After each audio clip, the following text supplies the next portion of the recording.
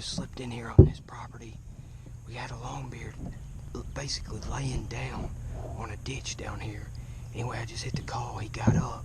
He started heading this direction. We just lost him on that ditch. Gets kind of thick in one of them spots.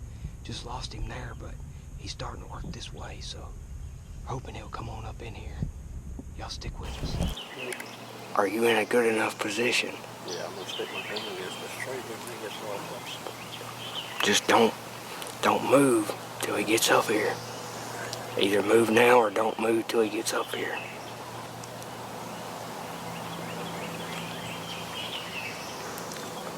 Cause I got this decoy right here beside us. He's gonna be looking hard.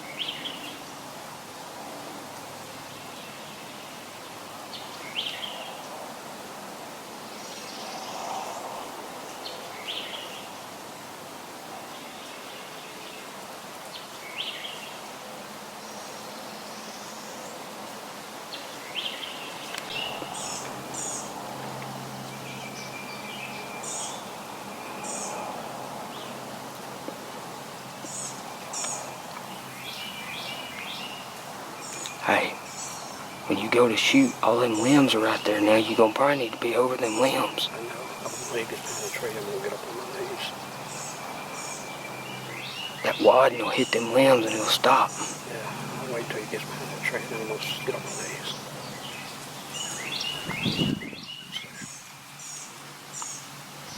You tell me when to shoot. You just shoot when you're ready.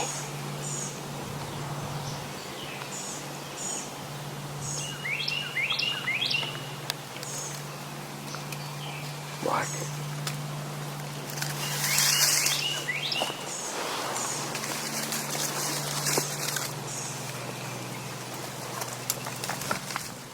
Just make sure he's close enough.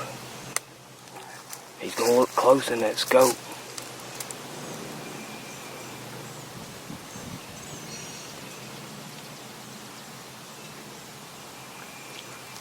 Like I say, you tell me when to pull the trigger. I can't tell how far he is. I'm watching this camera screen. When you think he's within about 40 yards, 35, 40 yards, shoot him. I don't know when that is. But whenever you want to shoot, let me know. I'll call and get him to raise that head up. Okay.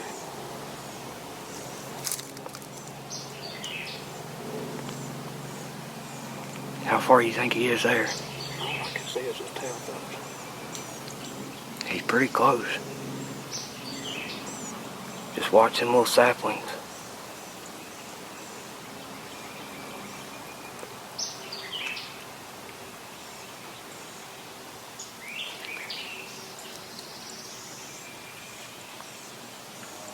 Is he close enough? Yeah, but he's about to go behind that tree. Make him stop. Can you see him there? Huh? Okay, now. Yeah, stop.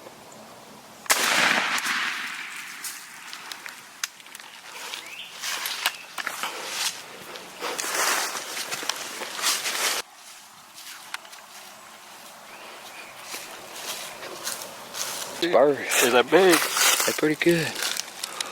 Got some hookies. How far did he come? 400? 300? At least 300. Good shot. That was a good shot. Yeah, it felt like that when I got the other day. Might be a little longer. I think they're a little longer. Way bad. Lucky what we are. Lucky. Call him lucky. Never knew we was there. Huh? He never knew we was there. You can't even see that decoy. No. When we saw this bird, he was, I wish I'd have got it on video, but I was trying to get everything set up. But he was right over in there. He would have been right behind that little brush pile. He was just standing there. Well, we walked up, and Dad's got a little pile of brush right up in that corner. So we walked up, and when we got up there, we saw the bird was standing right there. So we got in position, got that decoy set out and everything, and that sucker laid down. And Matt actually just left. Don't let him get all tore up. Grab him by both legs. Matt actually just left going home. And man, it's been tough hunting. We ain't been hearing no gobbles.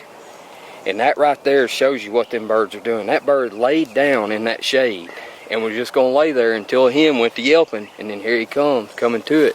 And he got in this, there's a low right here. He got in that low and we lost him. I thought he might gonna be hit this fence line and go up. But he come up the low and he gobbled, I guess he gobbled what, about 5-6 times? Mm-hmm. Just once he didn't know where that hen was, that was the only time he was gonna gobble. And once he located where we were at again, then he cut that gobbling out. He was just coming. And he was strutting the whole, I mean, most of the way here he was strutting, but they just ain't gobbling, man. This right here is a good lesson to show, I mean, for me and anybody else who is experiencing birds in this state right now. They're not gobbling, you're not hearing them on the limb, but they're looking for hens. And just because they're not gobbling don't mean they're not coming. So right now, to me, if you can handle hunting out of a blind, this is the time to utilize blinds. If you know you're in a spot, and it don't have to be a pop-up blind, it could be brush blinds, but you know, this spot here was open, and because it was open, we were able to be successful. But if it hadn't been open, I don't know that we would have killed the bird. I would have probably called more than I should have, trying to get him to gobble. But as soon as I called and he started coming, I shut up, didn't say anything else till he got behind that ridge, and then he didn't know where that hen was. And so I had to talk to him a little bit more then. But it just shows you that, I mean, what time is it? 11? Probably getting close to 12. 12 o'clock? What's wrong with you? Hmm? Yeah. You killed him. Got some pretty good spurs, real sharp. Got a real good beard. Good, thick, long beard. How old do you say he is? 3-year-old. 3. That's pretty good to get a 3-year-old up in here. And me and Dad, a couple years ago, where were we? I think we were like right in there on that tree. Had a bird come in the same way, right down this fence line. Dad got on it and pulled the trigger, and the shell didn't go off. It hit the primer, but the shell didn't go off. So I ain't gonna say what manufacturer that was, but we don't shoot them no more. Longbeard XR smacked him, didn't it? Yes, I want to step that off.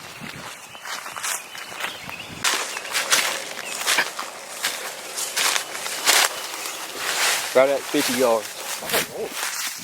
That shows where we were at. Had just stuck the decoy. That was just what we used to get in here. And we were just behind that little brush pile. Pop was up on one knee. Right there in that, on his little pad, he got up on one knee. And basically, this is what you were looking at.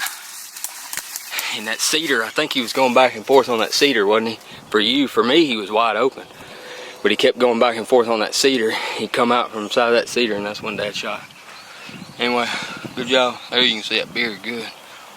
Big long beard. Good job, Pop. How's your shell? Thank you.